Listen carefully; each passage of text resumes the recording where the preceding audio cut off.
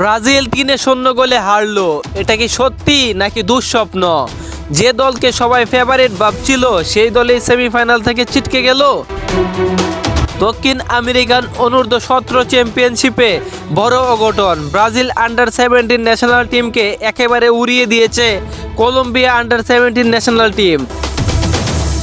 পুরো ম্যাচ জুড়েই আধিপত্য ছিল কলম্বিয়ার। শুরুর বাঁশি থেকেই আক্রমণের পর আক্রমণ, ব্রাজিলের রক্ষণভাগ যেন ছিল ছন্নছাড়া। দ্রুতগতির ফুটবল আর নিখুঁত ফিনিশিংয়ে 1-2-3 পুরো 3টি গোল করে বসে কলম্বিয়া।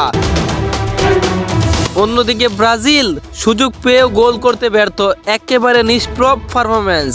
এই হারের পেছনে বড় কারণ রক্ষণভাগের সমন্বয়হীনতা, আক্রমণে কার্যকারিতার অভাব। এদিকে চিরপ্রতিদ্বন্দ্বী আর্জেন্টিনা আন্ডার-17 ন্যাশনাল টিম ইতিমধ্যে জায়গা করে নিয়েছে ফাইনালে, তাই ব্রাজিলের বিদায়টা আরও বেশি কষ্টদায়ক। কলম্বিয়ার এই জয়ের ফলে এখন তাদের সম্ভাবনা তুঙ্গে। তারা কি ফর্ম ধরে রেখে শিরোপা জিততে পারবে? আপনার মতে ব্রাজিলের এমন ভরাডুবির আসল কারণ কি? কমেন্টে জানাতে ভুলবেন না। ভিডিওটি ভালো লাগলে লাইক দিন আর এমন আপডেট পেতে সাবস্ক্রাইব করুন।